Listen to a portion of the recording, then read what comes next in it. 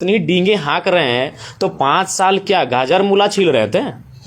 5 साल से आपकी सरकार थी, मेजोरिटी की सरकार थी का 5 साल में काहे नहीं? इस बार भी लेक्चर मंच में काहे भाषण देना?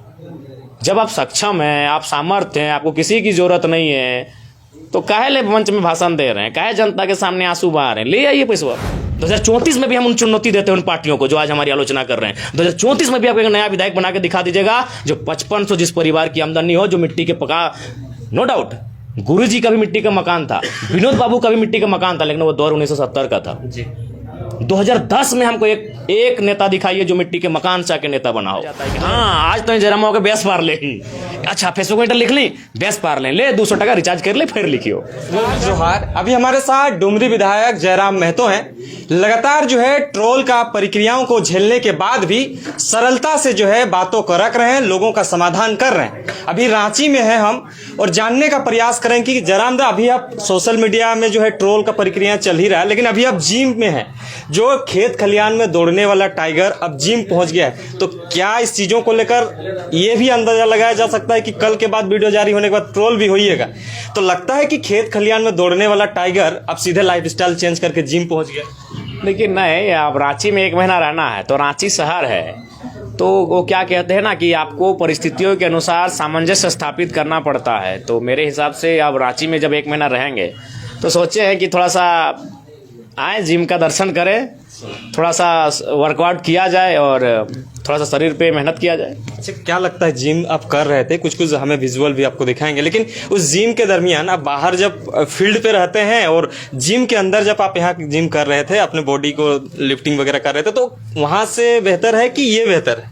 देखिए, नेचुरल होता है जिम। देखिए, क्योंकि एक दुनिया व्यस्त हो गई, लोग अपने काम काज से समय नहीं मिल पाता है, तो कोशिश करते जब शाम को ड्यूटी ऑफ हो जाए तो 2 घंटा चले जाएं, सुबह 2 घंटा चले जाएं। तो परिस्थितियों के कारण कभी कभी आपको जिम वगैरह में जाकर अपने आप को मेंटली फिजिकली फिटनेस को बरकरार रखने के लिए वर्कआउट करने की आवश्यकता होती है। दादा, सवाल तो चल ही रहा है, लेकिन एक चीज़ों पे हम जानने की कोशिश करेंगे। ट्रोल चलते चलते जो है आपके स्कॉर्पियो पे ही आके रुक जाता है। अभी 5-6 दिनों से वही प्रक्रिया चल रहा है। आपने क्या BMW ले लिया है या मर्सिडीज ले लिया है या फॉर्च्यूनर खरीद लिया है? जैसे सोशल मीडिया में देखा जा रहा है, कुछ ट्रोलर गैंग का भी आप जिक्र कर रहे हैं, तो आपके बयान के बाद ये जारी हुआ, तो आपने उस टाइम जो कहा था वो एग्रेशन में कहा था या जानबूझ के कहा था जो आज आपको ट्रोल जो झेलना पड़ रहा है? नहीं, देखिए, सवाल वो नहीं है। अब तो हमें लगता है कि शायद वो स्कॉर्पियो महिंद्रा जी की है ना, तो महिंद्रा जी को हमें धन्यवाद देना चाहिए कि झारखंड में सबसे ज़्यादा अगर सर्च किया गया है तो 1947 नंबर को किया गया है। 1.5 लाख के आसपास लोगों ने सर्च किया है, ये बढ़िया बात है। पर देखिए भाई, झारखंड का ट्रेंडिंग MLA हैं, ये प्रशंसा की बात नहीं है, ये सच्चाई है। और कभी जब लोग प्रशंसा ना करें तो खुद ही कर लेते हैं, तो हालांकि करने वाले बहुत हैं, तो ट्रेंडिंग MLA वो ट्रेंड में रहेगा ही। अच्छा, वो ट्रेंड से आउट कभी नहीं रहेगा। कोई ऐसा दिन नहीं होगा जो ट्रेंडिंग MLA ट्रेंड से आउट रहेगा। 5 साल वो ट्रेंड में रहेगा ही। अरे कम से कम वो कहते हैं ना, किसी के दिल में, किसी के दिमाग में। जैसे विराट के दिल में है तो ट्रोल गैंग के दिमाग में है। हम हैं, हमको आप इग्नोर नहीं कर सकते। आप हमसे हेट कर सकते हैं, लेकिन इग्नोर नहीं कर सकते हैं, चाहे कोई भी क्यों ना रहे इस राज्य में। तो किसी के दिल में है, उनके दिमाग में है, तो उनको तो कुछ नया चाहिए। अगर उनको नहीं मिलेगा तो उनका खुराक चलेगा कैसे? हम एक ऐसा विधायक हैं जो हमारे ना चाहने वालों का भी ख्याल रखते हैं, और हम लोग कुछ व्यवहार, कुछ कृत्य महीना में 15 दिन में ऐसा कर जाते हैं कि उनको फिर मौका मिल जाता है और उनका इंटरनेट का रिचार्ज हो जाता है। उनको कोई पीठ थपथपा जाता है कि हाँ, आज तो जरा मौके बेस पार ले ही, अच्छा फेसबुक में लिख ली, बेस पार ले 200 टका रिचार्ज कर ले, फिर लिखियो। वो रिचार्ज वाला पैसा कौन देता है? रिचार्ज वालों का तो अभी आप खाली सुनिए, आज के डेट में अभी ऐसा है कि आप अगर कुछ नहीं है, आपको कोई जानता चिंता नहीं है, आप एक शेड्यूल बना लीजिए, रोज 4 लाइन हमारे खिलाफ लिखने का। आपकी पहचान भी बढ़ जाएगी, आपका एक कनेक्टिविटी भी बढ़ जाएगा और बहुत सारे लोग आपसे जुड़ जाएंगे। अच्छा जयराम दा, लगातार जो है इस परिपाटी को पार करते हुए छात्र के मुद्दे पे जो है अभी कुछ छात्र हमें कमेंट कर रहे थे कि जेपीएससी को लेकर जो है लोग सड़क में अभी भी हैं, श्राद्ध कार्यक्रम भी चल रहा है, लेकिन अभी भी सरकार इस पर जो है मौन चुप्पी साधी हुई है। आपका मुद्दा था स्टूडेंट के मुद्दा को लेकर हम सभी सदन हो या सदन के बाहर हम काम करेंगे, लेकिन जेपीएससी को लेकर आपका क्या मानसा है? क्या अभी सदन में छात्र की कोई भी डिलीटिंग टीम हमसे मिली नहीं है और ना ही उन्होंने अपने तर्कों को हम तक रखा है कि सदन में इन विषयों पे बहस कीजिए। जैसे सीजीएल का मामला था तो सीजीएल के बहुत सारे अभ्यर्थी हमसे मिले थे, उन्होंने कहा था कि दादा कोई कुछ बोले या ना बोले, कम से कम सीजीएल का मामला आप सदन में उठाइएगा। और मैंने 4 दिन बहस किया तो उसमें 2 दिन हमने सीजीएल के मुद्दे पे बात किया था।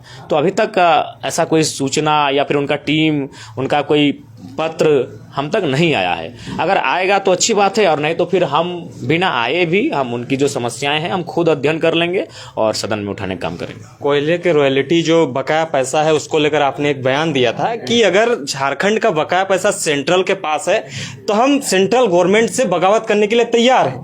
लेकिन उस बातों को कटाक्ष करते हुए झारखंड के माननीय शिक्षा मंत्री रामदास सोरेन ये बयान देते हैं कि हमें जो है किसी का पक्ष लेने का जरूरत नहीं है, समर्थन लेने का जरूरत नहीं है, हम सक्षम है इस चीजों को लाने के लिए।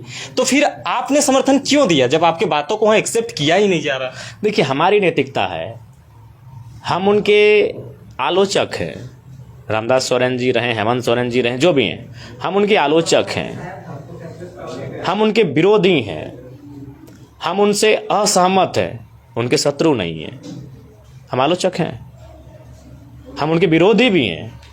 हमें उनके कार्यक्रमों का विरोध कर सकते हैं, हम उनके कुछ विचारों का विरोध कर सकते हैं, हम उनकी योजनाओं का विरोध कर सकते हैं, उनके क्रियाकलापों का विरोध कर सकते हैं, लेकिन इसका मतलब ये नहीं कि हम उनके शत्रु हैं। तो चूंकि राज्य का विषय है इसलिए हमने समर्थन दिया। और अगर वो इतनी डींगे हाँक रहे हैं तो 5 साल क्या गाजर मूला छील रहे थे?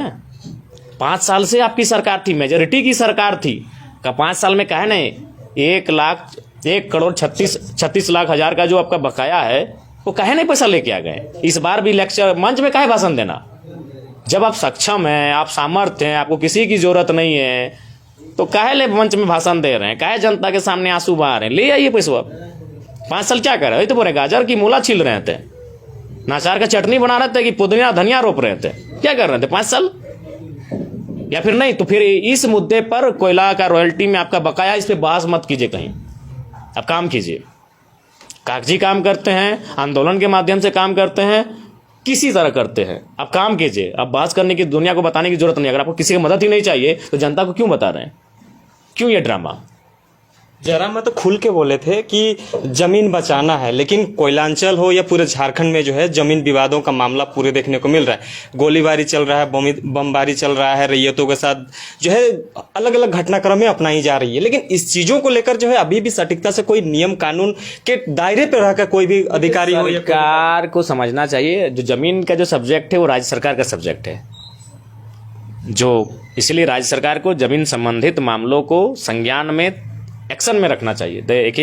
एक रामाशंकर विद्रोही करके शायर थे, उन्होंने बड़ी अच्छी शायर कही या छोटी सी कविता कही, लिखा था कि मैं किसान हूँ, मैं आसमान में धान बोने जा रहा हूँ। तो कुछ लोग हंसे मुस्कुराए, बोले अरे पगले आसमान में कि धान लगता है? तो उन्होंने कहा कि अगर जमीन में भगवान आ सकते हैं तो आसमान में धान लग सकता है। लेकिन सच है कि आज जमीन में ईश्वर, अल्लाह, खुदा, भगवान सब आ गए हैं, लेकिन आसमान में धान आज तक नहीं लगाए। मेरे इस कथन का मतलब है जिसने जहां बनाई है, लोग कहते हैं ना भाई कि ईश्वर, अल्लाह, खुदा, वाहे गुरु, रब, मरांग गुरु, बूढ़ा बाबा, जो भी है, लोग मानते हैं ईश्वर को, किसी न किसी रूप में अपनी आस्था का व्यक्त करते हैं। तो और लोग कहते हैं कि ईश्वर यानी भगवान, सभी धर्मों का आप ले लीजिए, कि वे आज जमीन पर हैं कि नहीं है? मंदिर के रूप में, मस्जिद के रूप में, चर्च के रूप में 5 एकड़ से लेके 5,000 एकड़ में हुए हैं। तो जमीन आम व्यक्ति के लिए कितना इंपॉर्टेंट होगा? जिसने दुनिया बनाया है वह जमीन पर है, उसे जमीन की तलाश है, 2 गज जमीन की तलाश है अपने स्थान के लिए। तो एक आम व्यक्ति जो माने ईश्वर कहते हैं, जिसने जहां को बनाया, जिसने नदी, नाला, पर्वत, पहाड़ को बनाया है, ये लोगों की आस्था के अनुसार, तो जब उसे जमीन की जरूरत है तो आम व्यक्ति को जमीन की कितनी जरूरत होगी? एक किसान के लिए जमीन कितना इंपॉर्टेंट होगा? इसीलिए मैंने कल भी कहा था, आज भी कह रहा हूं और कल भी कहूंगा, जमीन सबसे महत्वपूर्ण है।